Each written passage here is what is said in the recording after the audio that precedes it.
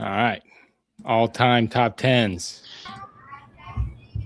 Willie, I was just telling them I'm gonna give my number 10, and then you can all say where you got this guy or if you have him or not, and then we can discuss him and hash it out from there.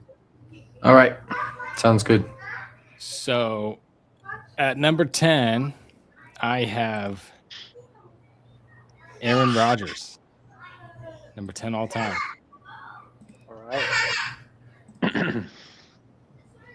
How do we want to do the round robin here? Or do you want to give your I'll give a little spiel real quick, and then you guys can all say whether you have them or what. Sure.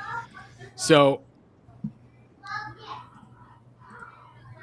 this is the only guy that I factored in awards for, and it's because in the era overlapping Manning and Brady, he had two, and Breeze as well. He had 2 MVPs in that time.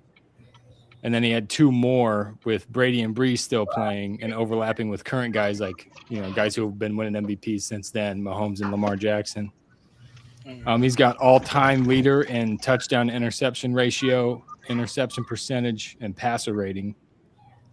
And in my conscious lifetime watching football, he's, I think, the best quarterback, like the most skilled quarterback I've seen. So yeah, that's where I've got him. Anybody else got him on their list at all? Yeah, I do.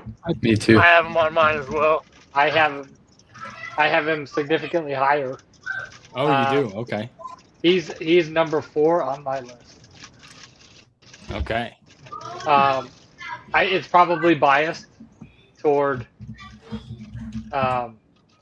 watching him so much, but yeah, like you said, I think he's the most talented, just pure from a talent perspective, quarterback that's ever played. From an arm talent perspective, he could run, right? He could use his legs extremely effectively, especially earlier on in his career. And he's put up all the numbers, anything you could ask for numbers-wise. He's won a Super Bowl. He's got MVPs, like you said, across multiple generations. And the biggest thing to me is the man has to this point thrown like 527 touchdowns, and he has 123 interceptions.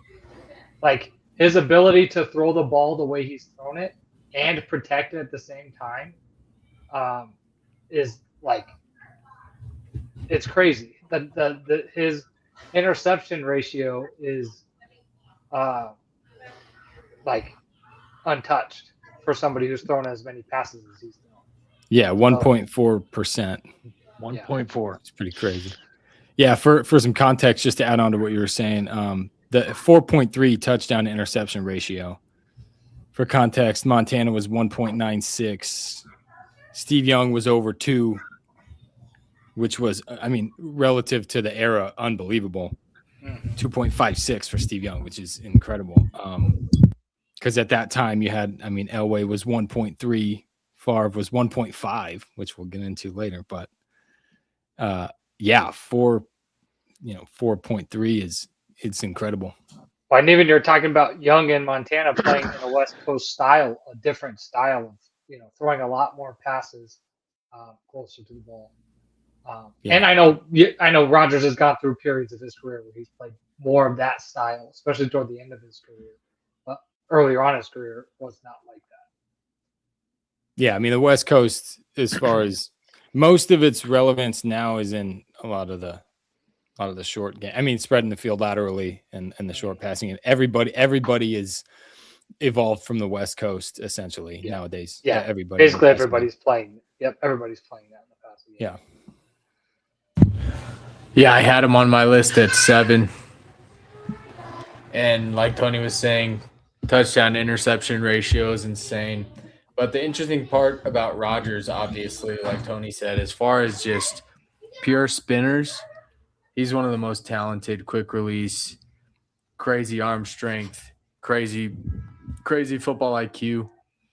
he can run an offense. He could run, he changes plays at the line all the time. He's definitely has the IQ. But as far as the touchdown to interception ratio, I did a stat of breaking down touchdowns longer than 15 yards, and Rodgers was in like the top 5 for total touchdowns over 15 yards downfield, and he finished at 237 touchdowns over 15 yards, which is top tier. So the touchdown interception is insane. And so that's why winning seasons as well, 13 winning seasons and 18 seasons, 11 as a starter. So he's got the win percentage. He has a Super Bowl ring. So yeah, I had him up at 7. Yeah, I had him at 7 too. Oh, sorry, Dad. Oh, wow. No, go ahead, Vinny. Go ahead. I was just going to say mine will be short because I'm driving, but I had him at 7 as well. And one of the bigger ones was if we were to break this down into like specific categories, as for arm talent, he'd probably be in my top 3. So I'll end it there.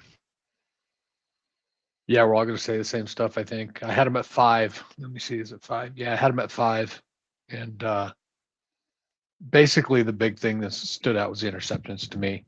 And for a guy that threw the ball as deep as he threw the ball his entire career, I mean, he shortened things up here late a little bit just because of the offenses that he's in, I think. To be able to have that interception ratio. I also like through the first, 10 years of his career, he got a lot of crap for taking sacks.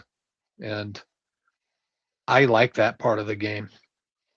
I like a quarterback that'll take a sack when he has utter confidence that he can lose 8 yards, 10 yards, and come back on the next play. And he's one of those guys that has that kind of confidence. So. Yeah, absolutely. So he made everybody's list. I mean, everybody's. I was the lowest on him. That's surprising. I mean, I'm shocked you had him at 10, John. Me too. Well, I have yeah. It's the algorithm. It's the algorithm. I'm just curious as to. I'm excited to see your list now because we can go into the like other guys who would make philosophy the list of that. Well, you won't be surprised by any of them. That's the thing. That's the thing with there's we so can get many. into the philosophy behind it later or whenever you guys want to. But I gave like some of the old time guys. I just put them on like, I guess resume is I guess what I would say. So he's got the win percentage, but just all time winners at the highest level. That's where he's at 10 and not any higher. So now I know that sounds like knocking somebody or being unfair, but there's just anyway. Ah. So I guess you can go next, Tony, for your number 10. Okay, so then my number 10, I have Brett Favre. Okay. So we're just starting out with two Green Bay guys, I guess. But Yeah. I mean, he's a guy who, when he was playing, he did it different than everybody else, and was better than everybody else for multiple years. He's another guy that kind of spanned the generations, right? He kind of started out and had some of his better years with like the Elway Marino kind of situation with some of those guys still playing. And then he carried over into the Manning and Brady era, and still had a lot of success throughout that whole time, playing in offenses from both generations. So I think generationally, that's a really good argument for him. 3-time MVP, won a Super Bowl. Yeah, that's why I've got him up there. Yeah. And probably the strongest arm, one of the strongest arm that's ever played. Just a gunslinger through and through. Yep. Well, yeah. I got. Oh, you can go ahead, Dad. Yeah, you go ahead. All right, I'll jump. Let's see. I've got. I have Favre at 8. A lot of, of course, the same things Tony said about him, but he threw too many interceptions. But the way his game was, that was part of his game, and that's partially why he was better than some other guys. It's because he would make throws that nobody else would make, and a lot of times be successful with them. So, he was a little bit of a Baker Mayfield, because he'd put his face mask into people. he'd pick on D linemen. He'd get in their face. He didn't take anything from anybody.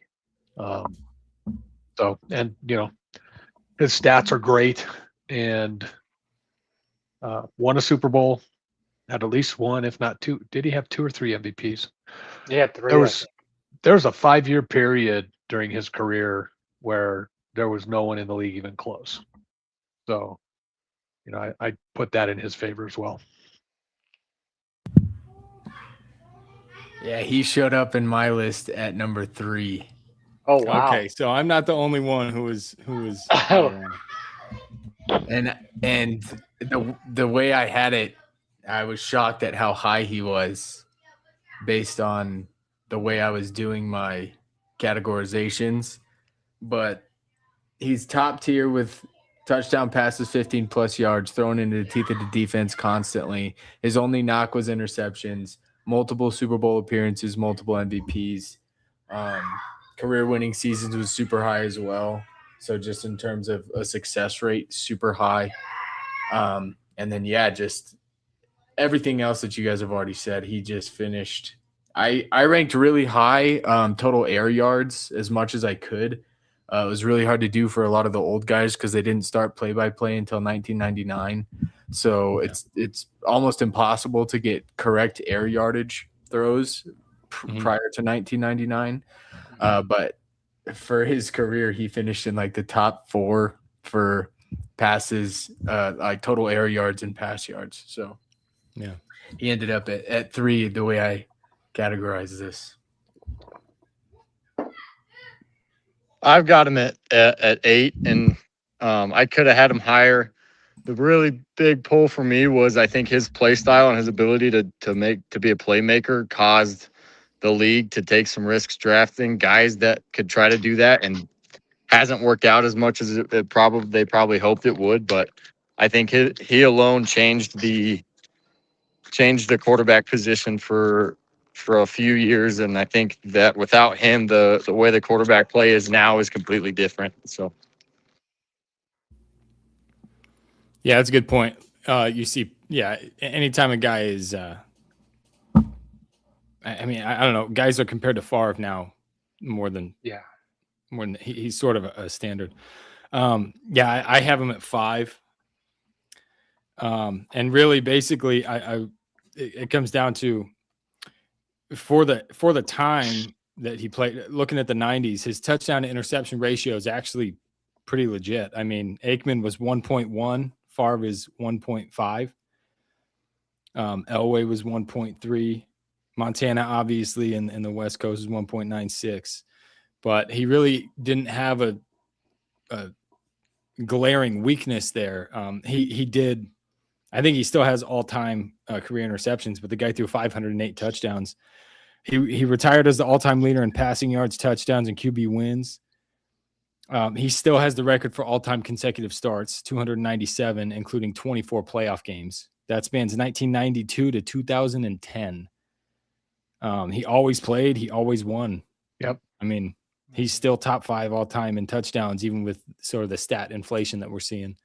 And that's a good point. That's something I didn't even think about when I was putting the list together, but probably would have jumped him higher on my list even, was his Iron Man status. Like the guy was he just played every day. He just played.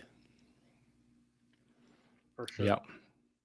In an era where guys didn't do that, right? In an era where, the game was played a little bit different. Quarterbacks weren't protected the same. Right. So, whoever wants to go next for your 10, be Dad next, I guess. All right.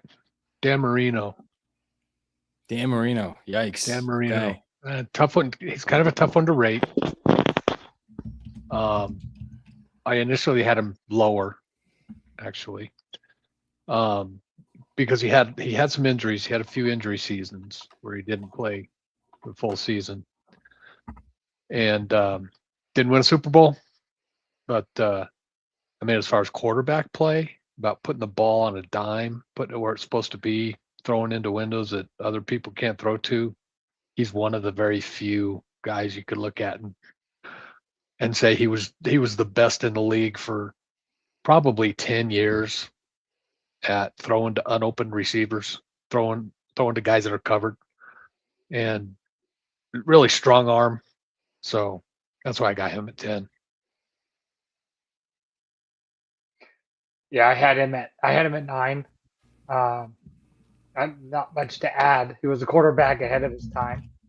I think his ability to get the ball out of the pocket quickly is unmatched. I think even in today's game, nobody gets the ball out as quick as Marino did, and that's just a fact to this day. I think.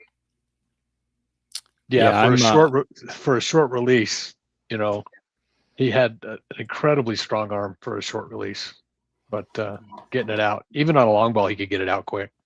Yep. I'm starting to think my list is whack here.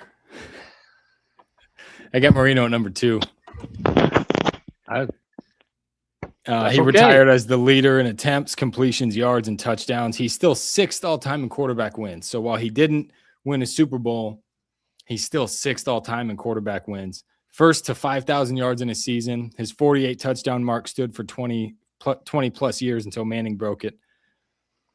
1.67 touchdown interception ratio. So, you know, pretty average for the era. I think he's the best arm talent ever. I know Tony says it's Rodgers, which is hard to argue against. But I mean, the guy could throw 60 yards downfield inside a phone booth. He didn't need any space. He was great at staying flat-footed, tight motion, fast release. I mean, yeah, he ended up way higher than I thought he was going to be. Back pedal in the pocket. Yeah. Yeah, I feel like that with my list too, because of the way I did it with some of these guys as they pop up. It's like I don't know how they made it there on my list, but I had Dan Marino at 9 as well. And I think the way I did my categorization here, I think was the wins category is what dropped him down lower than I expected, because I figured when I first started making my list he'd be up at least close to 5 is where I thought he would be.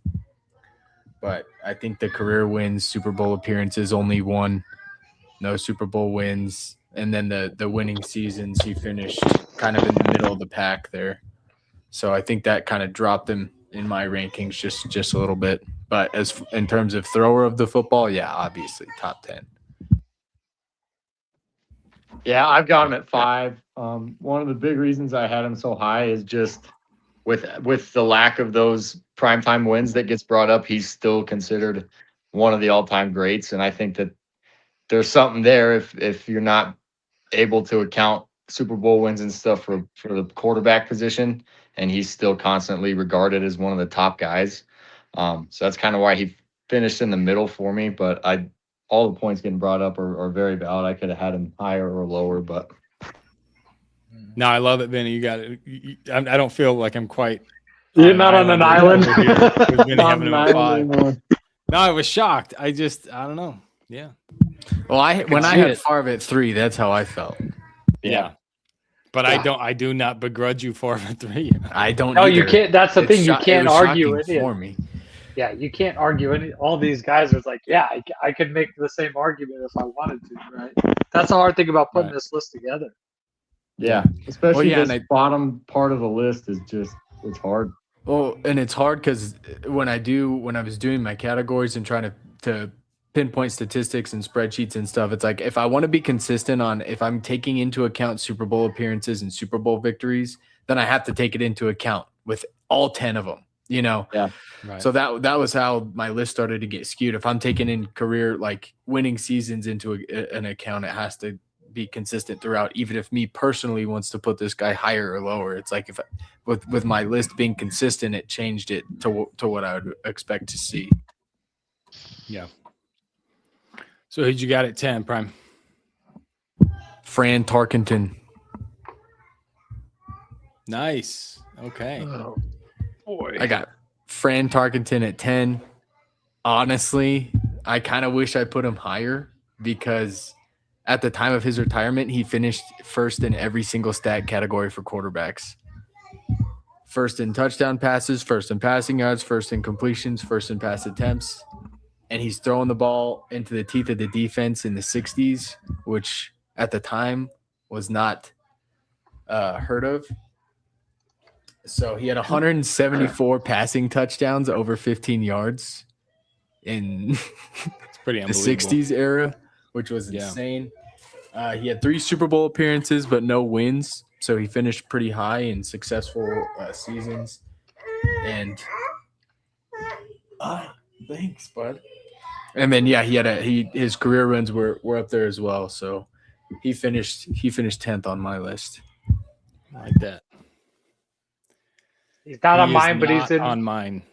He's Yeah, not on he's mine, not. but he's in that list of 5 guys that I was like, how can I not have this guy? Right? Like, I Right. had 5 guys that came out at the end, or 6 guys, maybe it was 6. It was like, I don't know how I don't add them in somewhere, but so he's definitely close for me, but he did not make my 10. Yeah. Same. Well, he didn't make mine, and I was surprised actually because he was my favorite player when I was. Yeah, I was gonna say, I 10 thought years you'd old. have him at number 1. Yeah. because you were a purple was- people eater guy. I was hoping. He was my guy. He didn't quite make. He was in my next 5 after the 10. The one stat you didn't mention, Willie, is rushing yards. Yeah, Yeah, I didn't This- even have that in my. And I didn't even have it in my categories. He ran the heck out of the ball too. He was a nifty guy. So, I don't have no problem with him being at 10. To be honest Which with you. is insane because if he's retiring first in every single stat category, but the dude also runs the ball like a fiend. Like that's insane Yeah. to me. He took, his reputation would be higher, but he lost 4 Super Bowls. So, or 3. Did he lose 3 or 4? Yeah, he had 3 Super Bowl appearances, 0-3. Yeah. How about you, Vinny? You got Tarkenton on there? No, he's not on my list. He could have, but Yeah. man, it's hard to Who's your- decide who's- on these. Who's your 10? Yeah, my 10 is Ben Roethlisberger. Didn't like him when he was playing, but that's because he was playing when I'm rooting for the Broncos, obviously. But he's 5th all time in career passing yards. He's 8th all time in touchdowns and 5th all time in completions. And he's one of those guys where, I mean, a lot of the guys we're going to have on our list stayed with one team the entire time, but there was a good stretch of years there where the Steelers are going to be one of the dominant teams just because they have Ben Roethlisberger and they're actually able to make decisions. But him having those high of all time numbers was hard for me to keep him on the list. It's 10, so I had a few guys that could plug and play instead of him, but I had a hard time keeping him off. it's funny that you brought him up because as I was like crunching numbers and trying to play with like the analytics a little bit and see where guys Yeah. fell, he was consistently toward the top. Like you can't It's argue hard, him yeah, numbers wise. You just can't argue. He's got 2 Super Bowls. right. You can't argue him being in the conversation. 2 Super Bowls, 2 different coaches. Right. 2 different coaches. He played through injuries constantly. Yeah. He stood in the pocket like a clock tower and got He stood in hammered the pocket, over and played over and through. over. One of the knocks you could have on him is he wasn't mobile, but I could also argue that the fact that he was just a pocket passer and he's still that dominant is impressive. And he was almost mobile, not being able to be mobile because you couldn't bring the guy down. Like That's he true. didn't have to get out of Incredibly the hard to pocket. sack. Yeah, Incredibly Like, hard to sack. he didn't have to leave the pocket, but you couldn't get him on the ground. So Well, he also never gave up on plays. No, he'd extend plays within the pocket in a way that scramblers don't. Yeah, you're right. That's a form of mobility as well. It's in the modern game, it's probably a more valuable form of mobility is being able to extend plays within the pocket and be mobile within the pocket. It's a more rare skill, at least. Maybe not more valuable, but it's definitely a more rare skill. So I mean, the only guy in my lifetime that you can compare him to in that perspective, in my opinion, is Elway. Is that ability to be in the pocket and not go down and extend plays in the pocket. Elway also did it outside the pocket, which is a facet of the game that Roethlisberger didn't have. But like that ability, no one else has done it that I can see. Yeah. just be able to extend plays inside the pocket like that. So yeah, I can't argue with him to be off the list. I have him on mine, but does anybody else have him? I don't have No, him on I my don't think 10. anybody else does. Wow. All right, here we go. I got Big Ben coming in at 4. Wow. Interesting. I like it. 5 Super Bowl appearances, 3 Super Bowl wins, finished in the top quarter of passing touchdowns, over 15 plus yards. He's first in 500 passing yard games with 4. He's tied for third in game-winning drives at 53. Fourth quarter comebacks, he's fourth with 41. Fifth in all-time wins. Completion 6, passing yards 7th, and passing touchdowns 9th. When I was doing my rankings, the way I was categorizing those passing numbers are absolutely insane. Dude was just a winner. And yeah, he could move. Like I didn't even take into account rushing yards, but the dude could move. And so he finished number 4. But when I looked at some of those stat categories, I was like, this dude was an absolute nightmare. He was a nightmare in Pittsburgh. Yeah, without a doubt. So I guess I'll go with my 9. At number 9, I got Joe Montana. Way Nice. lower than I went in thinking that he'd be. I had him slotted at number 2 to start this thing. He ended up at 9.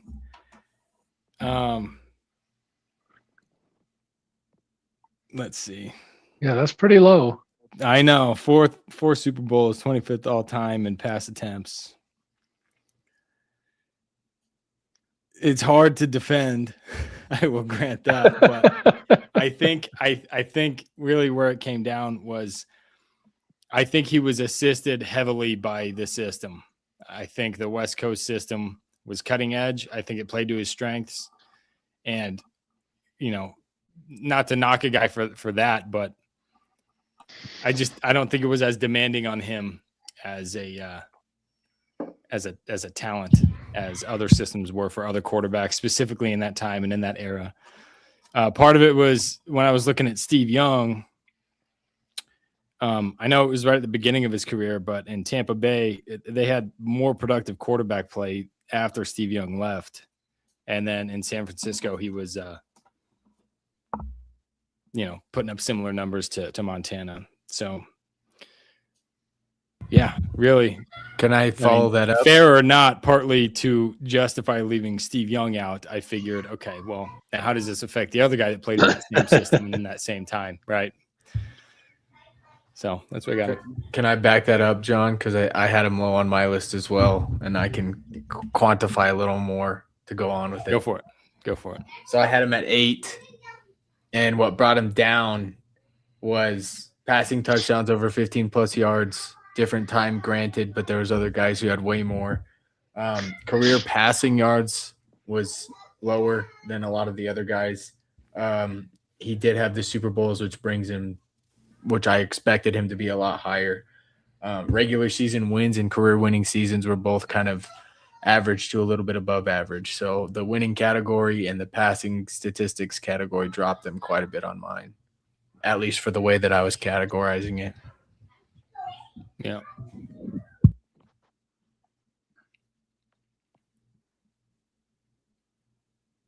I'll go. I have him high. He's 2 on my list. Yeah. So 2-time MVP, 3-time Super Bowl MVP, 4-time Super Bowl champion. I kind of did the opposite. It seems like from what you and Willie did, John, in that I tried intentionally not to allow the system to impact my decision about whether or not that guy should be at certain points on the list. Simply because I think you could end up making that argument with almost everybody. Sure. They're going to play. They play in the system that they play in. So I have a hard time, with that part of it. So I kind of went the opposite way and tried to go out of my way to avoid that. So that's why he ended up there on my list, was just because of, just the success. Yep. Yeah, I've got him at 6. What kind of happened in my list was a lot of the older players that I didn't actually get to see play and kind of played in that other era ended up more middle on my list. They could have made it higher, could have made it lower, but I think the passing game is different than it back then than it is now. But I also can't disregard the accolades that he has and the fact that his play style, I personally think, affected the passing game enough to where the game's different, kind of like what I said with Brett Favre, but on the passing side of things, like the pocket passer stuff. But yeah, I could see him going either way, but he ended up kind of middle for me. Yeah, I've got him. I have him at 6, and I came out a little low for what I was thinking about early on. But positives for him that we didn't talk about yet. He had 5 of his 15 years. 3 of them were shortened by injury. There was 2 years. Well, there was his first 2 years he played in 8 games over 2 years. He had another 8-game season mid-career. And then his last 2 seasons were in Kansas City. And that was taking a bad team, which was not a good team in Kansas City, and still won games for them, 8-3 and 9-5. So if you take, if I look at his career in San Francisco, take 5 years off of his total, he's got 10 years and he won 4 Super Bowls. And 80% of his passing yards were in those 10 years. So the other thing about him is you can't find it in a stat. He was the coolest customer under pressure in the pocket. He was just chill. I mean, Yeah. Nothing fazed the guy. And that's something that after seeing him, watching him a lot, I really, thought that was a good talent that he has that not every quarterback has. So anyway, had him at 6, just like Vinny. Right. So we'll stay with you, Dad. Who do you have at number 9? Let's see, number 9. Number 9, I've got Drew Brees. Drew Brees. It was really easy with Drew Brees to fit him in because he's so small. So you could like park a really little car kind of thing. But Classic. I mean, just with him, one thing, the sheer volume of numbers that Drew Brees put up when he's supposed to be not even an NFL quarterback is unbelievable. Had he played for a power organization, he'd probably be in my top 3, but he didn't. And I think what he did with New Orleans was pretty amazing. So passing yards, completions, just the whole New Orleans thing with him, he turned that franchise around. And I truly don't believe it was a coach, because I'm not sold on the coach. And I don't think the Broncos have a replacement for Drew Brees at quarterback right now anyway. So, but Drew Brees, I got him at number 9. Right. I have Brees at 7. I mean, he checked every box in my opinion. He's got all the numbers. He carried that offense. They moved all different kind of pieces in and out all around, and they were consistently the best offense in the league for basically his whole career there. And yeah, I don't know. I can't really add much to what Dad said. The two it did it all. The 2 receivers that ate up. I mean, think about this. The 2 receivers that were his primary targets over the course of his time in New Orleans were Marcus Colston and Michael Thomas. Mm-hmm. I mean, neither of these guys are Hall of Famers. No. Neither of these guys were at any point top 5 receivers in the league. He was production wise they were, but Yeah, I honestly think that his best trait was his ability to spread the ball around, which made them hard to defend, which, like Dad said, is not something you can just replace in an offense. The ability to hit guys when they're open at the right time is something that you can't teach. That's something that you got to know, right? It's a feel thing. And he had it as good as anybody as far as sharing the ball. Yeah.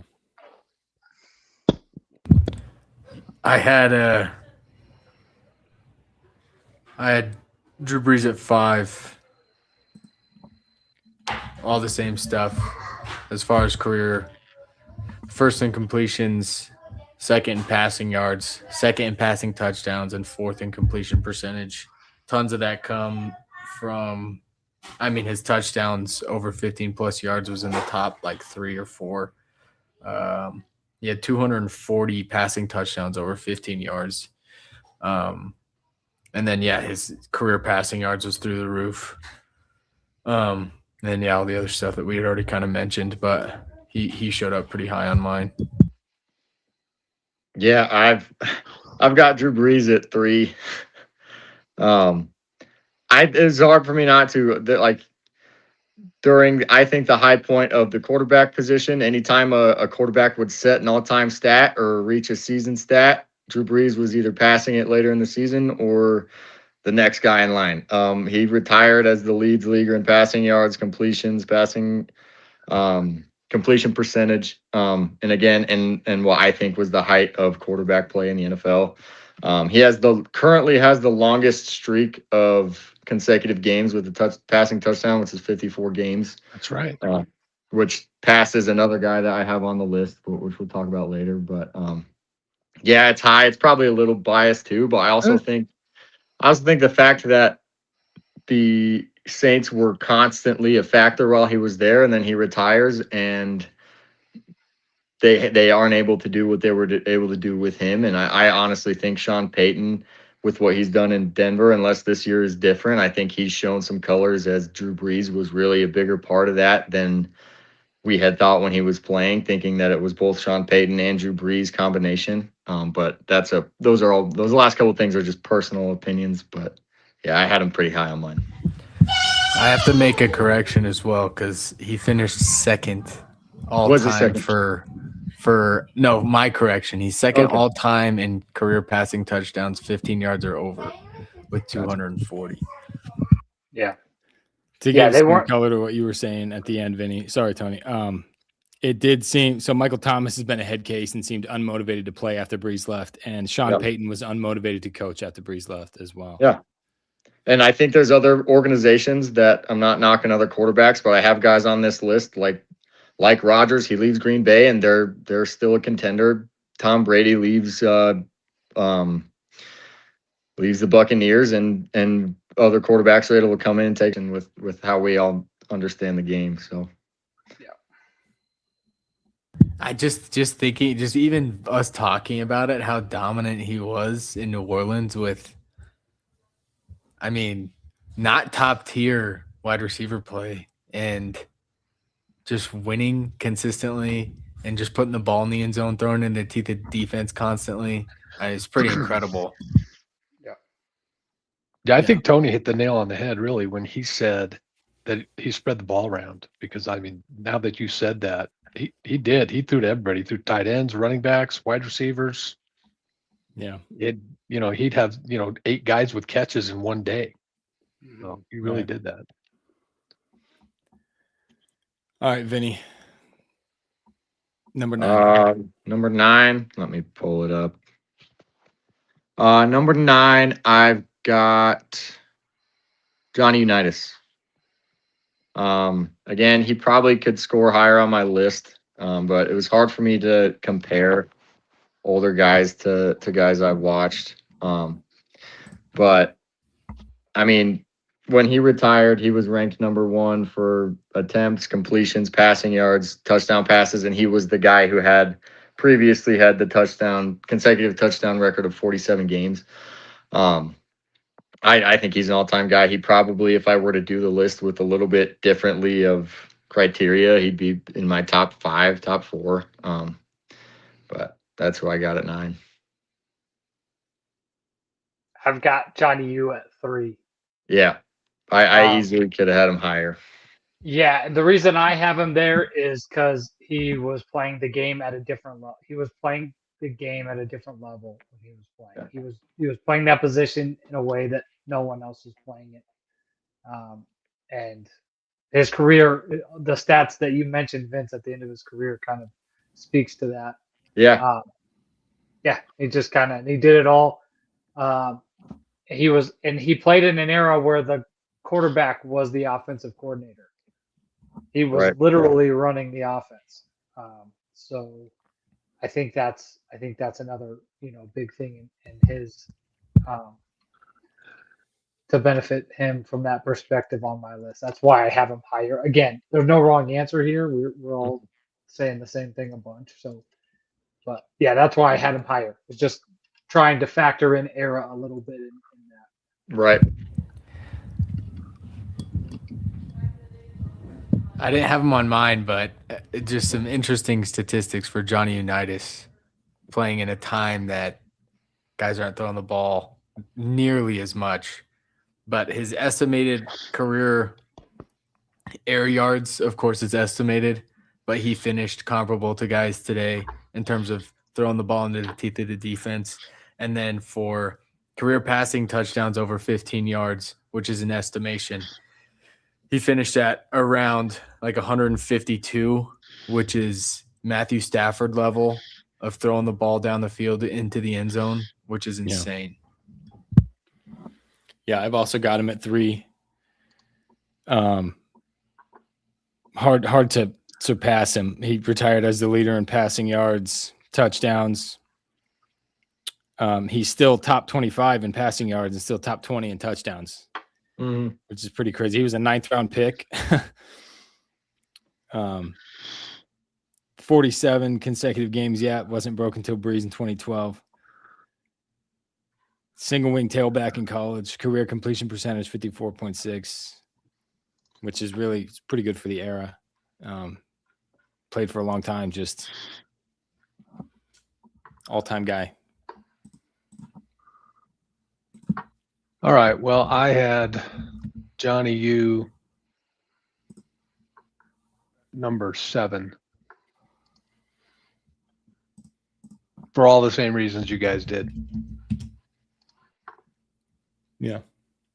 Can't say much more about that. Quarterback when a quarterback Can't was say a real much guy. more. He was a real guy. Coach on the field. Yeah. He made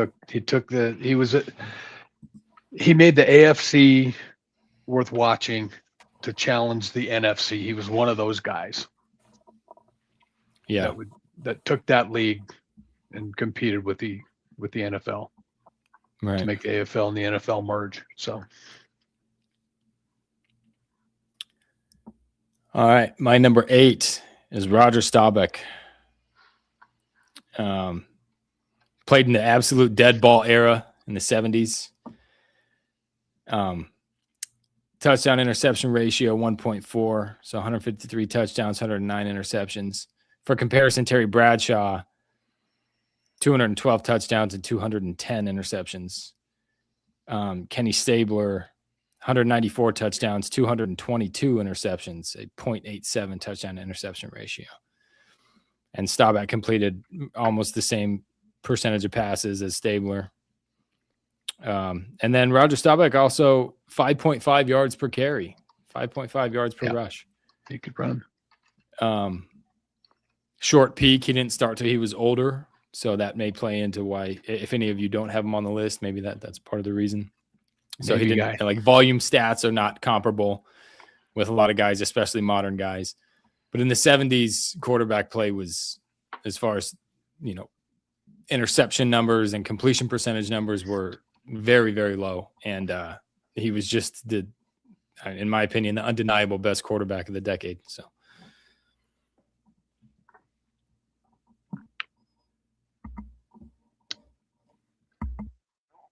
I don't have Roger on my list, but he is in my list of honorable mentions for all that you talked about. I easily could have slotted him in anywhere on my list, honestly, but he didn't quite make mine. What'd you have? What's your number for him, John? I got him at 8. Got him at 8. Okay. I just forgot to put it down here. 8. I got him just outside my top 10. But easily could have been anywhere in my list from 7 or 8 on down.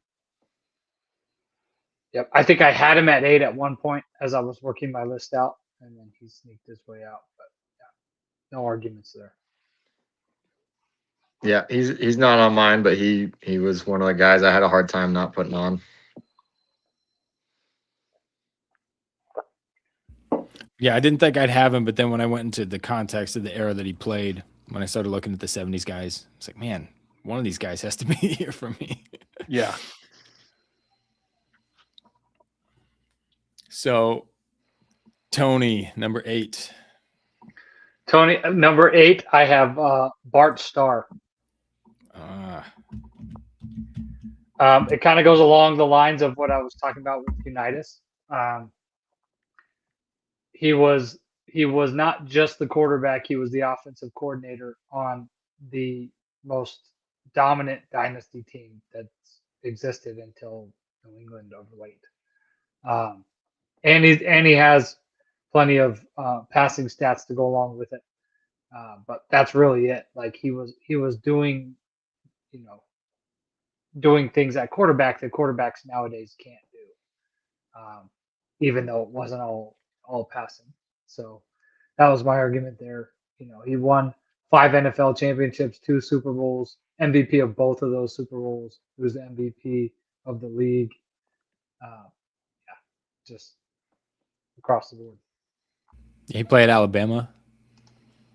I don't remember. Bart Starr did play at Alabama, I believe. I don't know how he's accurate. He's in my honorable mentions.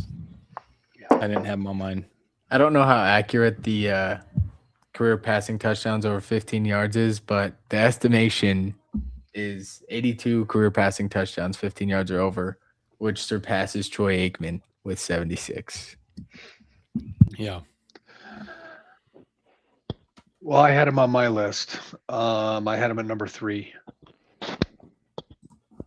Man, I missed the boat here. Again, another quarterback that did more than play quarterback. He called plays.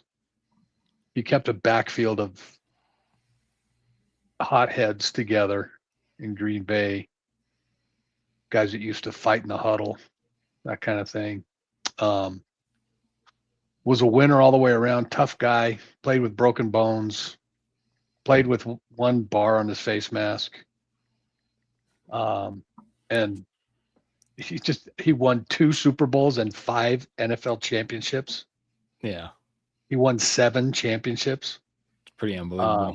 Yeah, it's pretty unbelievable. And I know it's Vince Lombardi and all that, but he was there for that whole duration that Lombardi earned most of his stripes. So, yeah, got him at 3.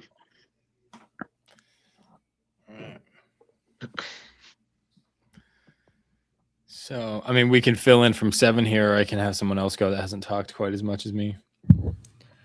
That's fine. All right. So at number 7, I've got Slinging Sammy Baugh. You got him in there. I did. Let me see where I have him. 1943. He led the league in passer rating, punting average, and interceptions as a defensive player. 1945, the league average passer rating was 43. Boz was 109.9. There you In go, that John. same season, 70% completions. The league average was 45.6. There we go. In the 1937 championship game, 335 yards and 3 touchdowns. Unbelievable. 1947, almost 3,000 yards in 12 games. Is he wearing 33? Yeah. Yes. He Like wore a wing. 40, he wore playing 45 tailback, bro. for a while, and he wore 33. Yeah. That's awesome. I can't argue with any of that. He's a guy that could have been on any of our lists, I believe, but he didn't make my top 10. Yeah. Probably should have made mine because I love him, but just outside of it. Yeah. Yeah, he's who I would have had to bounce a couple of these late guys to get some of the more modern guys in. But like I said, I wanted to. My bias was wanting to carve out some spots for the old time guys. He's a You he's a and me good both. one. Yeah. Oh yeah. And it wasn't hard with him to find a spot for him. No. Because relative to the time, I mean, revolutionized offensive play. He did it before everybody else. United started in 56. Yep. Otto Graham started in 46. Yep. Sammy Baugh was playing in the 30s. Yep.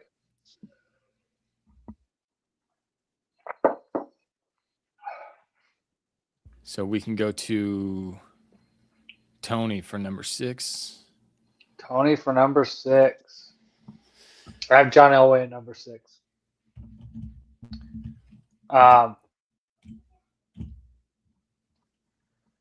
Let's just say I think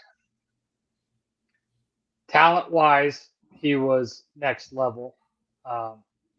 He was a guy who could run as good as almost any running quarterback that we've seen. He had as strong of an arm as pretty much anybody. He won the big games. He was in the big game a lot. He lost the big game too, but he finished his career with, the best numbers. Basically, at the end of his era, he was the best from a numbers perspective, on yards, touchdowns, all that kind of stuff. So just kind of that era, he was the most prolific passer from a numbers perspective. And he's got Super Bowls, he's got the MVP kind of across the board there. So that's why I've got him up there. I think he kind of checks every box. He could throw it from the pocket. He could throw it outside the pocket. He was a big body who was tough to bring down. He had a long career, tough player, and he's got all the accolades and numbers. Yeah, I agree with everything you said. I have him at 4. Part of the reason I have him so high, I know that all time there's some guys with some more impressive stat line than him, but I think he's one of the last quarterbacks that are actually that playmaking guy that can figure it out. That's not just the running back that we see now. I think since him, when teams and organizations try to find that guy, it turns into the Lamar Jacksons, the guys who I would classify more as a runner. But like Tony said, he can play outside the pocket. He can play inside the pocket. He's kind of like the reason I had Baker Mayfield on our current one so high. He's going to go stick his head in probably when he shouldn't because he's the quarterback. But the time he played in, he was able to do that. And I think he's one of the guys who fourth quarter, hard to have him not be the guy you put in because he's going to go take you down the field and make the play. He's going to figure it out, pull something out of his behind kind of. So yeah, I think some of the tangibles stat wise, there's guys that are better, but I had a hard time not having him so high on. And obviously I'm a Broncos fan, so there's a little bias there too.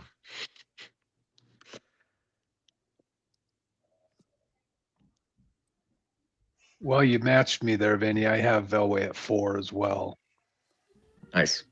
And I got no problem with him at 4. There's no way I could put him lower. And Yeah.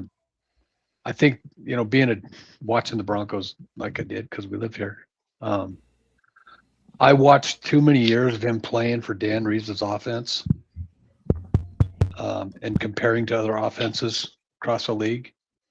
And what I liken it to for you guys for watching it was my first taste of the Elizabeth High School football coaching perspective. And what that was is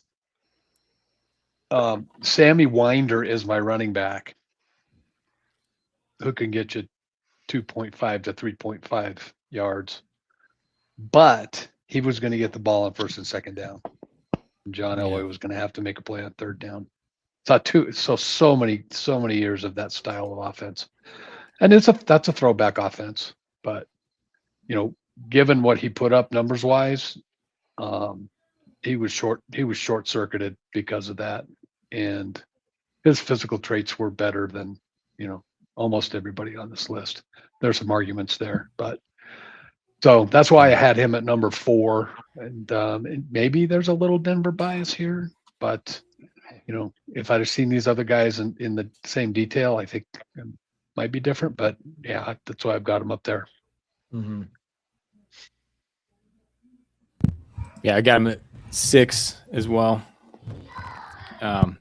Absolutely carrying the offense for all those years.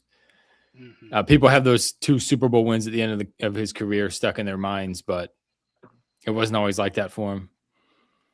In the Super Bowl loss to the Giants, he threw for 304 yards and 27 rushing yards and a touchdown. Also threw a touchdown. Had a couple rough ones. The Niners, he 10 of 26 for 108 yards, 2 interceptions. Still ran for a touchdown, though. But something that goes underappreciated, I think, with him was the weight of the expectations on his shoulders from the day he entered the league. Not a lot of guys carry that and do it successfully from the jump, and just dragging teams to 3 Super Bowls against all-time teams. I mean, the Skins, the Redskins were all-time great. The Giants were all-time great. The Niners were all-time great. I mean, these were not schlub opponents in the Super Bowl. They were the best teams of the era. They were the best teams in the league in those respective years. And then when he beat Green Bay in the Super Bowl, they were That's right. what everybody was talking about being a dynasty. Green Bay was the dynasty. Everybody thought they were the best team in the league and were going to be the best team in the league, right? And I'll just throw out there probably his 5 best wide receivers. He threw to 3 midgets, the 3 amigos, 3 guys under 6 foot. And he threw to Ed McCaffrey, who was basically a backup wide receiver. We all know that. And Rod Smith, who was an undrafted free agent. Who played quarterback in college. Who played quarterback in college. Those were his dudes, man. Yeah. Those were his dudes. That is Shannon Sharp, insane. and he created a passing And he tight end. Yeah, he really did. You're right. That's unbelievable. Sorry, man. I wish I had him higher now. I know, me too, after talking about it. I got a couple guys on my list after talking with you guys that I wish I had higher. I know. Yeah. Okay, well. Yeah, I had him at 6 as well. Okay. Not much to add. 5 Super Bowl appearances and everything else to add on to it. I think his resume speaks for itself. It's like you keep him lower because I don't want to be a homer. Yeah. But he's my favorite quarterback. Yeah, I think that bias crept into my list too. I felt like I maybe was holding him lower on the list because I didn't want to be a homer. Yeah, it certainly did mine too. Growing up with number 7 on your wall and posters and jerseys, and when I was 8 years old, I'm pretending to be John Elway. He's my favorite, obviously, so I'm trying not to get him too high. I know. So the argument there could be he could be up at, in the top 5 for sure, anywhere in there. Totally. So is it me again? I'm at 5 here. Yeah, you're at 5. I'm going to go with number 5, Peyton Manning. I figured. You got 2 spots left. I figured. Yeah, I got Peyton Manning as my number 5. The guy was doing things no one else was doing. He was orchestrating the offense more like some of those older guys, Unitas, Star, some of those guys who were the offensive coordinators. He was really, for most of his career, especially the more successful years that they had in Indianapolis, he was running the offense. It was his offense. He was calling the plays at the line of scrimmage. No one else was doing it. There were times in his prime where if he got the ball and there were like 45 or more seconds left on the clock, he was going to score a touchdown and they were going to win the game. Didn't matter. Yeah. Like you could score and go ahead as long as he had 35 or more seconds. He'd get the ball down the field, down the sideline, get guys out of bounds, and they'd be in scoring position. It was kind of unbelievable to watch there for a while. he fell on my list a little bit, but just because I think like Rogers being ahead of him in my list probably just is an arm talent thing. Rogers just had arm talent that Manning never had, but Manning did it differently. He did it by orchestrating the offense in a way that that nobody else was doing at the time. It was kind of a whole different level. Yeah, notoriously, Bill Belichick went for a 4th down from their own 25-yard line to avoid punting the ball back to Peyton Manning. I believe. Yeah, pretty crazy. Yeah. He revolutionized quarterback play, but nobody could ever replicate it. Yeah. Right. Take the whole play clock and call the play at the line of scrimmage and adjust the play based on the defensive adjustments. Other guys tried that. Other teams tried that. And nobody could ever replicate it, which is why you don't see it now. Nobody does that now. The closest guy I see now is, Dak Prescott actually does that more than people realize, but nobody's doing it the way that Manning did. The one knock why he's number 4 for me is he could just not play in the cold. Yeah. He That's played true. in the dome. And I know that's nitpicky, but that's a thing. Mhm. When we were looking at Unitas, I guess Marino played in Miami, but Yeah, but you're talking top 5 guys. Rogers played in Green Bay. Unitas played in right. Baltimore. Baltimore. Cold. Montana, I guess, got to play in San Francisco. Even Miami and San Francisco, though. You got wet Rain. in Miami. You got humid.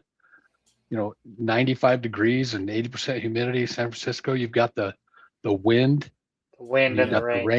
the rain. Those And it are can be tough. cold. It can be cold in San Francisco too. Yeah. Yeah, you still got road games. Like the Dolphins are playing on the road in Buffalo, New York too. Right. Yeah, the Dolphins have a cold division. Playing Yeah, in they New do. York.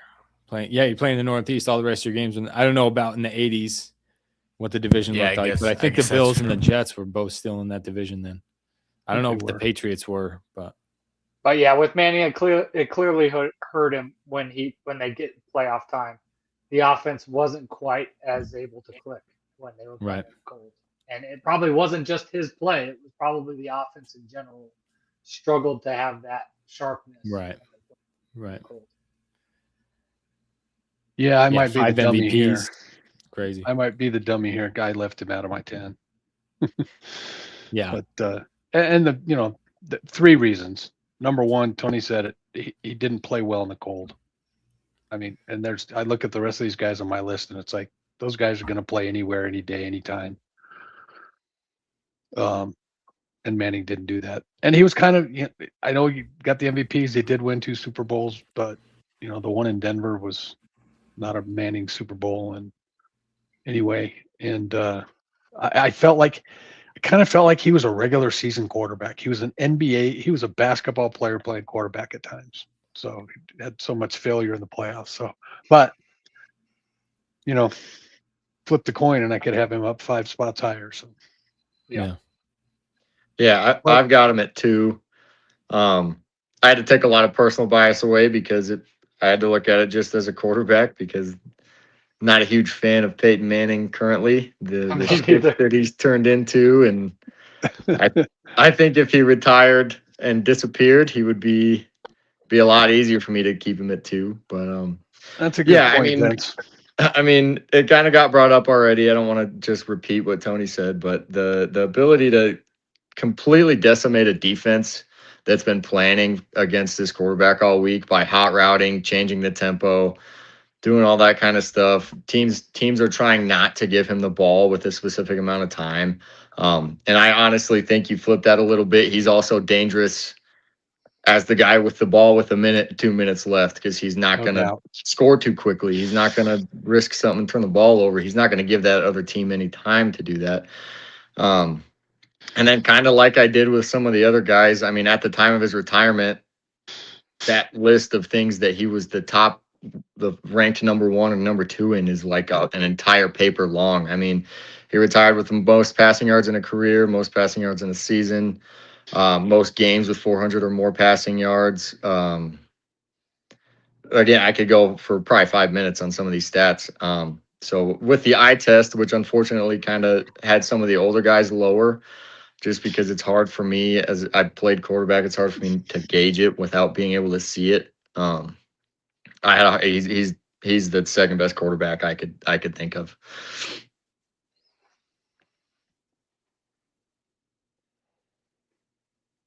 All right, Dad. Oh no, Will, you got Manning on your list? Yeah, Manning finished at 2. Again, like Vince is saying, and everybody else is kind of saying, it's like I don't know if I want him at 2, to be honest. But I'm doing my biased look back, and then you struggle with Nicole. Then there's a bunch of other things that you could knock him for, but I mean, as a passer, the dude is just absolutely dominant. Absolutely dominant. He finished, like Tony was saying, it's like you can't give him the ball in the fourth quarter. And the stats show it finished second in the league, or second all time with 54 game-winning drives, which is super high. And then, yeah, he threw the ball downfield. I mean, everybody knows. We all watched it, so.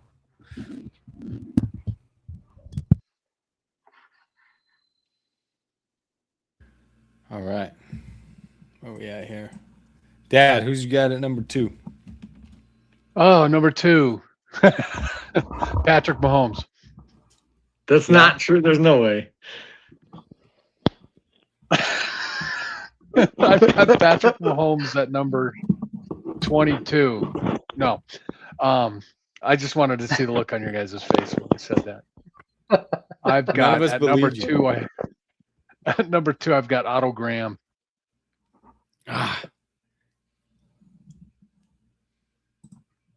Otto bounced Graham. Against my better judgment, I bounced him. I did too. I wanted him in my list so bad. I was like holding him in my list because I just love that stat. He played 10 years and won 10 championships. I know. But he That did was 7 not. NFL titles. 7 NFL titles. He won 7 NFL titles, and he played defense, and he returned punts, and he has interceptions in it. I mean, he just football player. Yeah. Football. I don't know how many. And you know, when I was young, when I watched football, I remember watching some Unitas, Joe Namath, and guys of that age. And every time they showed those guys, they showed Otto Graham. They compared all of them to Otto Graham. This could be the next Otto Graham.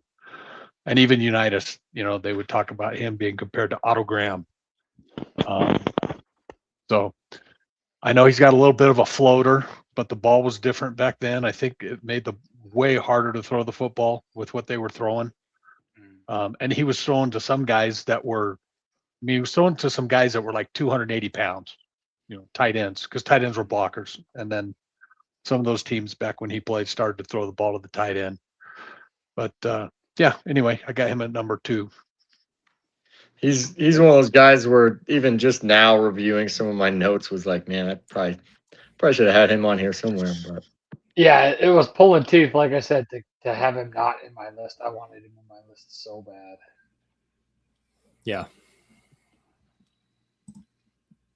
All-time football Yeah. player. Like he'd be on the list if it was the top 10 football players of all time. football players or athletes or Well, and I yeah, had him you, as high you as know, 6 at one point on my list. did Yeah. you? Yeah. Am I the only one that had him in? yeah, I don't think So, All right. unless somebody went Otto Graham at number 1 and no Brady on their list at all. it's hard to do that. Is this one a consensus? It looks like it is. Probably is. Yeah. From a family of Bronco fans. It's undeniable, bro. I It's know. undeniable. There's just And, no argument against And it. it's a family of guys who would try to not get him in the number 1 Yeah. spot. Exactly. That's the other thing. In this house, we're all looking at this going, how do I get this guy out of my top number 1 spot? I think we were all hoping somebody would have him not on the top just because. Yep. But He's another the guy other- where he's another guy for after he retired, he just disappeared. It'd be a lot easier for me to keep him there. But And I got to admit, I almost had Autogram #1 and Tom Brady #2, just because of what Tom Brady's done after his right, his non-football career. playing career, and even some of his Antics. weird antics when he was still playing toward the end of his career, Mhm. but just couldn't hold him out of there Yeah. in the modern game to win that many Super Bowls. Crazy. And yeah, and you can't argue the stats. He did it without talent in his supporting cast. He did it with wide receivers. He did it without wide receivers. He did it with a Yeah. running back. He did it without a running back. He did it with With a the tight end. He defense. did it without a tight end. I mean, I know.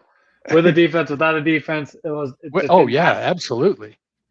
And it's another one of those situations where he leaves New England and Where this Bill Well- Belichick guy that everybody thinks was The freak.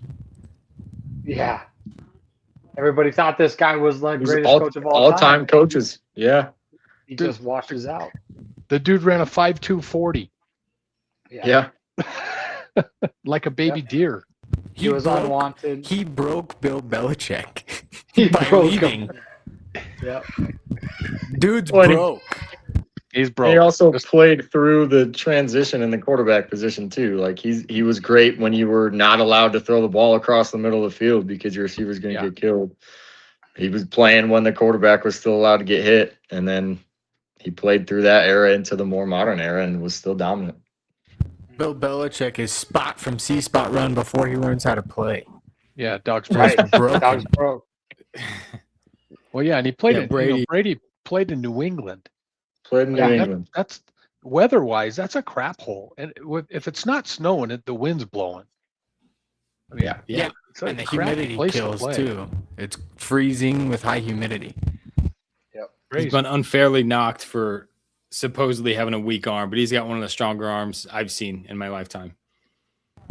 Yeah, Throwing he the could ball make through the every wind in throw. New England. Throwing the There's- ball there's- down. Even young, when he was young, you can find highlights from him in his first 3 years, just absolutely chucking the ball. Yep. Limited wide receivers for most of his time. He played with Randy Moss and didn't lose a game until the Super Bowl, and broke every record that Yeah. a single season quarterback could break. Yeah. in that one season. An aged Randy Moss, to be honest Yeah. with you. Old an Randy aged Moss. A Yeah. written off Randy Moss. I thought Yeah. you said AIDS, Randy Moss. I was like, am I missing something here? Well, you never Jury's know. out. The jury's Turns out. out. Jury's out. Yeah, he's got the most regular season wins, most playoff wins. He's got the most impressive comeback, most I think, touchdowns, in most yards. modern Yeah, football. He's yeah, also best first comeback. and fourth quarter comebacks, and first in game winning drives. He leads think- both of those stat categories all time. He just never stopped getting better. Yeah. He just never stopped getting better. I mean, the tail end of his career, those last few seasons in New England, and he's just better and better and better. Threw 500 yards in a Super Bowl loss against the Eagles, 3 touchdowns, no interceptions. And then he went to Tampa Bay. And won a Super Bowl. And he went to Tampa Yeah. Bay. At Tampa Bay. Crazy. Yeah, this And he's got- supposedly stacked Tampa Bay team that he played on. Yeah. And he's rivaling. He's second place to only Brett Favre in retirement possibilities. But Yeah. Right. They were tied for 17th in Super Bowl odds before signing Brady. That's the roster he had. Tied for 17th in Super Bowl odds. Jumped to third when they signed Brady. In 2019, they were bottom 8 in Super Bowl odds. They went 7-9. He lost 3 Super Bowls by 3, 4, and 8 points. And that 8-point loss was the 505-yard game. Holy crap. With 3 touchdowns, no receptions, 1 sack for 5 yards in that one Super Bowl loss by 8 points. The other 2 were 7 points combined Super Bowl losses against the Giants. Truly, he could have won 10. So he never got beat. Yeah. He himself never truly got beat in a Super Bowl. Mhm. He played as good as you could ask in every Super Bowl he played in. So let's look at the how this shakes out. Oh, wrong. How this shakes out. I liked the single view. Yeah, you like the single view. So Brady at number 1, Manning at number 2, Elway at 3, Montana at 4, Unitas at 5. God, this keyboard is crapping out. Well, Now I I can get put this dead together end. later. But we can go through it. Brady at 1, Manning at 2, Elway at 3, Montana 4, Unitas 5, Brett Favre at 6, tied with Marino at 6. So we'll have to bump one of those guys to number 7. I think. Oh, we got a few here at 6. We got Favre, Marino, and Rodgers at 6. This formula here was not It's not ironed sufficient. out. So I guess I don't know if we would want to go who had the higher votes, who had the most votes. It'd This probably gives you be that Just 6, keep 7, them- 8 spot. I don't know. I just say keep them at 6 and then go with the next one at 9. yeah, do like they do in the Breeze at golf 9. tournaments. Bart Starr at 10. Honorable mentions: Otto Graham, Roethlisberger, Tarkenton, Sammy Baugh. So that's our consensus. That's a heck of a list. Good list. If I can get this thing to work here. Let's see.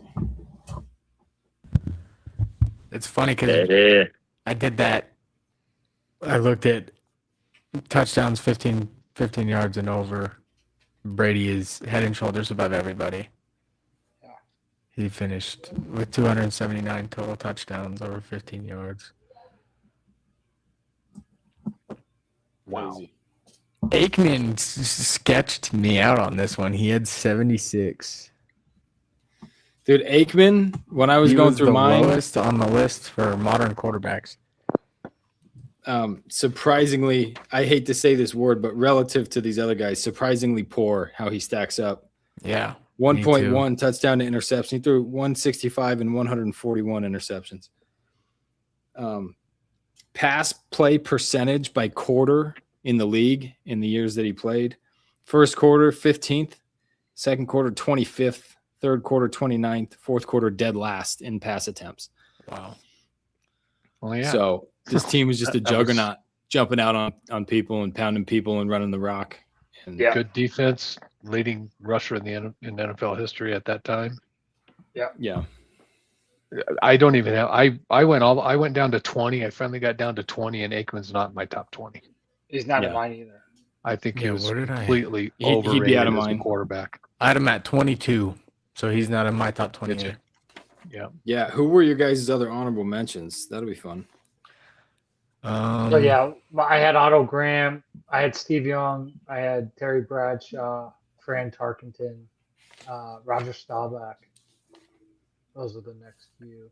I I didn't have had them. I didn't have them necessarily ranked. I kind of Yeah, stopped. my yeah, just rankings at grouped. 10. But yeah, I just kind of had. That's kind of the next group of guys that I had. I Yeah, I had had Bradshaw. Oh, you had Breeze in. Oh, you didn't have him in your because top I didn't 10. have him in my top 10, so he was in my honorable mention. But you had Bradshaw too. I had Bradshaw too in my next list. Let's see, who did I have in here? That one guy I had in my honorable mention list that probably nobody else did. I had Warren Moon in my honorable mention list. Oh, that would Ah, have it's an been interesting sweet. one. And I took into a little bit of consideration his years before the NFL. Because he was a Canadian guy, right? Yeah. But the numbers he put up when he was in the NFL and when he was playing, I remember watching that guy. He was the guy. He was the dude. Yeah.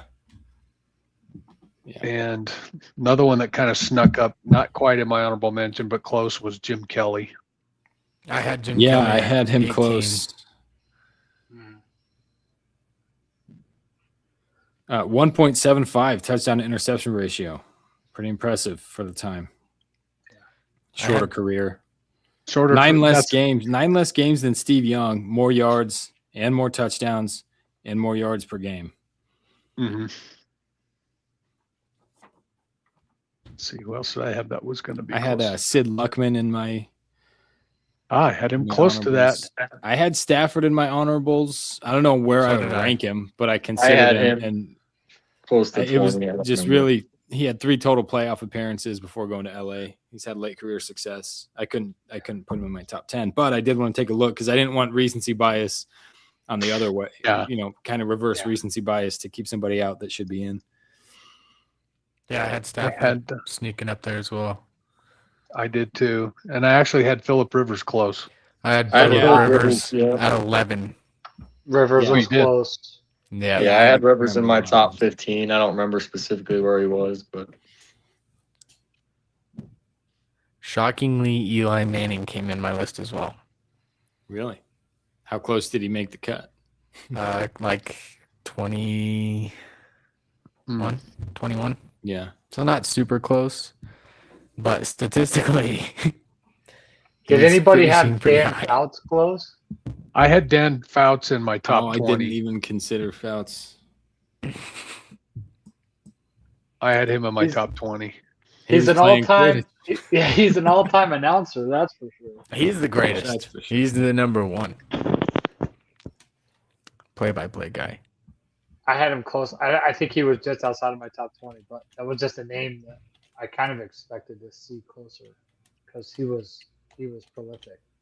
Yeah, and Steve Young's another. He's kind of an enigma there too. He wasn't in my honorable mention list, but Yeah, I could Steve see how Young- someone could have him in the top 10 or 15. Steve Not Young 10, but finished- maybe 15. 19 on mine. Yeah, he was in mine. And he had USFL years. Yeah. Played there before in the NFL. The guy was a freak athlete. Yeah, that's the thing that kind of keeps him close is because he kind of could do everything. I think that's why he was able to garner success after Montana, which tells you that the coach was actually really good. Yeah, exactly. They had a coach and a Because- system that was good. They had a system, but the system could handle completely divergent quarterback skills. That's true. They played That's very pretty different. impressive to think about. It really is. Yeah.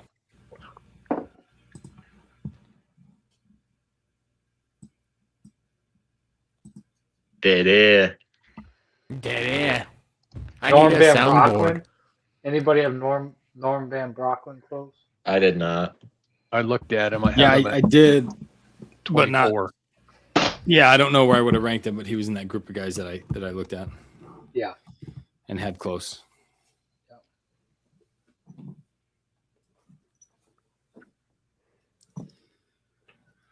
Yeah. There's a few guys that I looked at that I wish I could have had on my list. Just because of lots of different things. Ken Stabler would have been awesome to get him on the list. Yeah, Stabler was Yeah. sneaking up on mine as well. Yeah, I considered Ken Stabler. The snake. Staubach edged him out there. Yeah. Who else? That's probably about it. Bob Greasy had a perfect season. That's true. The only one. That's true. I had Brian Greasy at 23.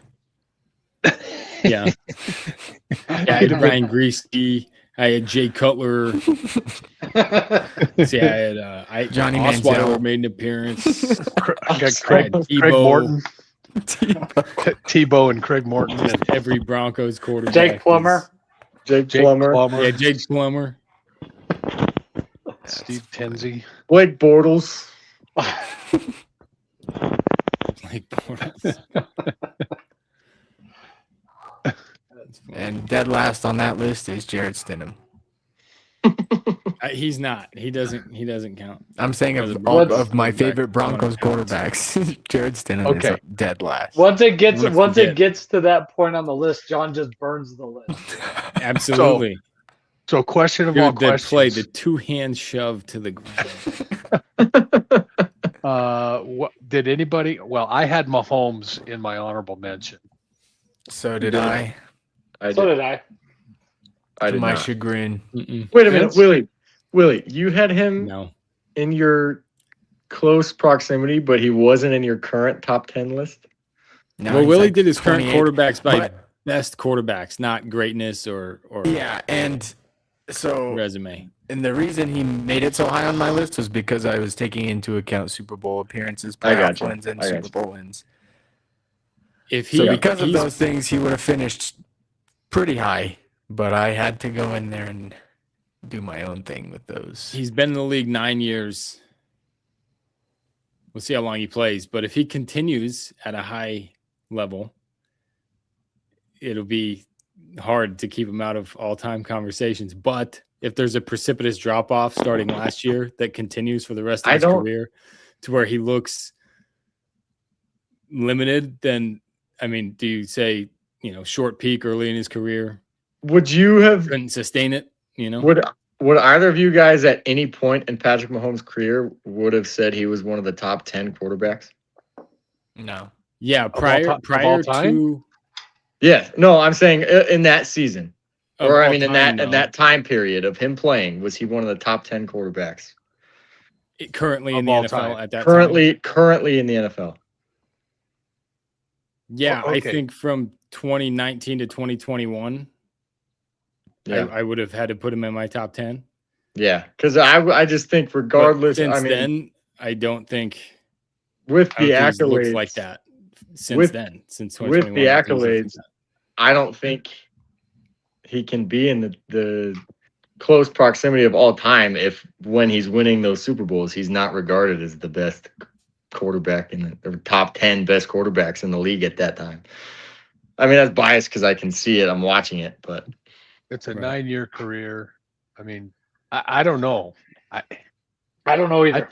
I think there's a few years where I could look at him as being a top 10 quarterback This during was that the year. this was the hard part for me about making my list. Was right. That's why mine was tough too, because the Taking eye test into- is hard to get past for me. well, because there's a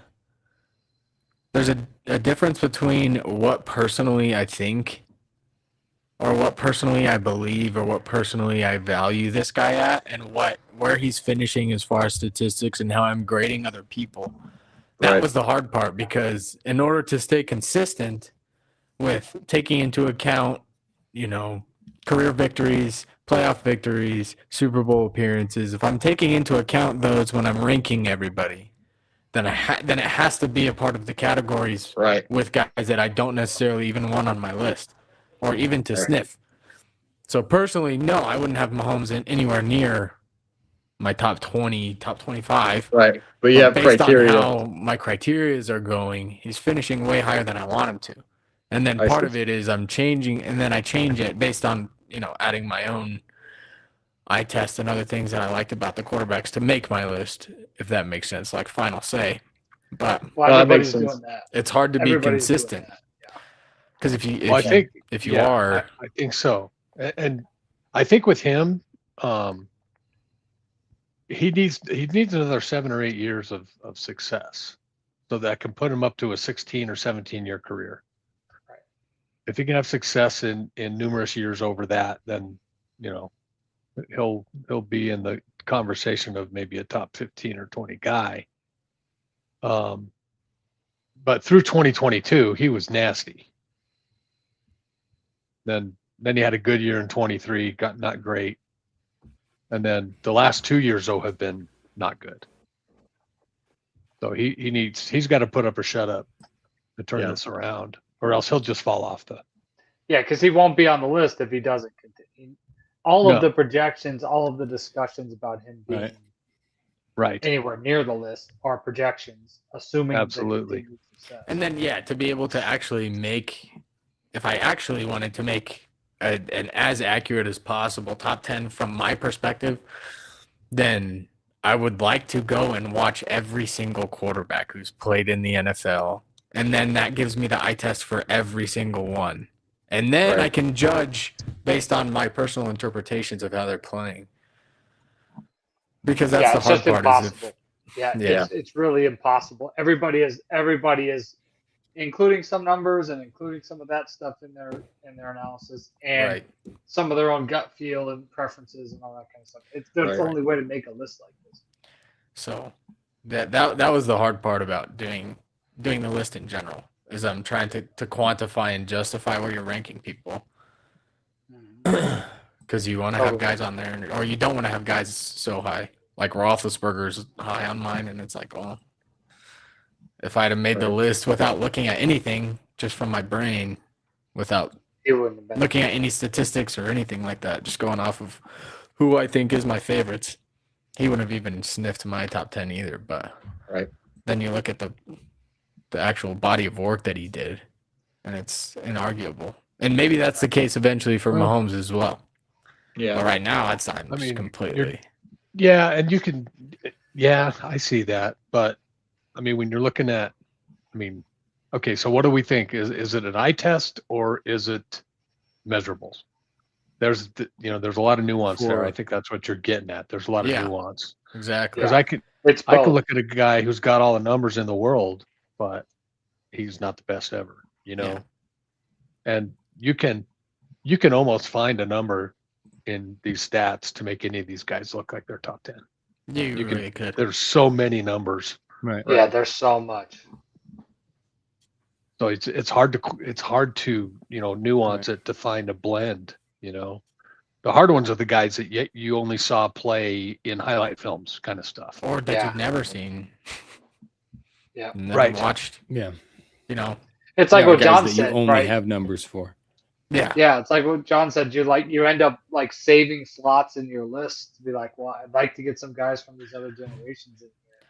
Other than So they yeah. Exactly. You're trying to find like how was that player described in his era? Yeah.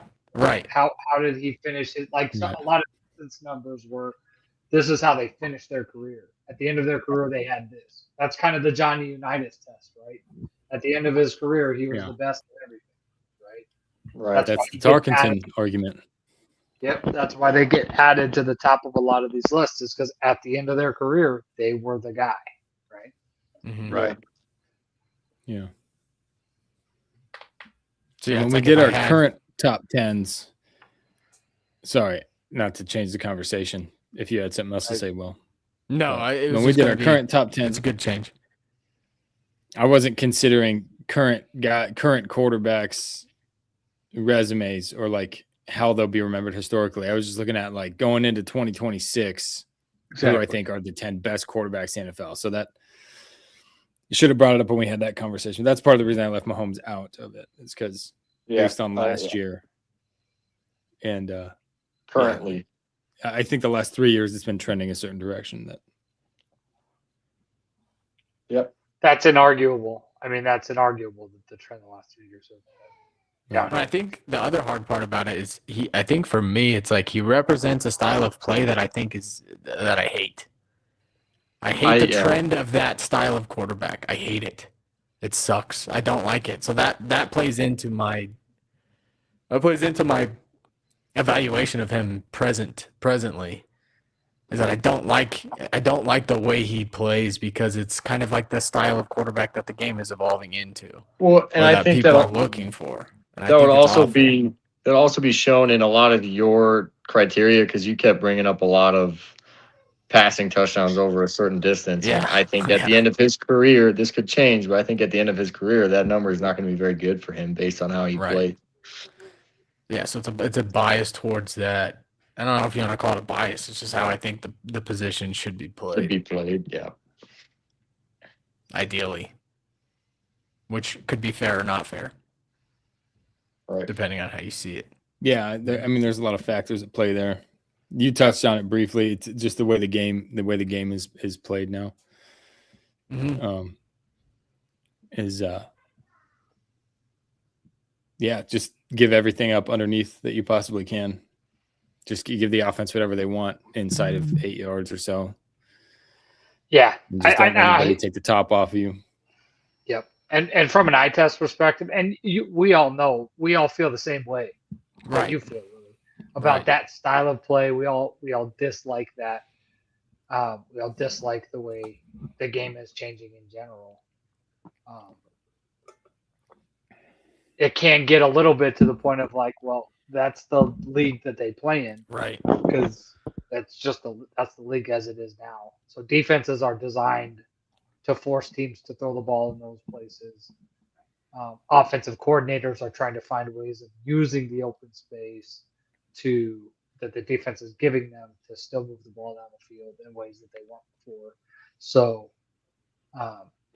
there's a lot that even factors into that part of it, right? Totally. Totally. And if you look at the body of work, it is success. I mean, other than the last couple of seasons, but the body, if To you're John's looking point. at the body of work, it's hard to argue against it other than from your personal biases.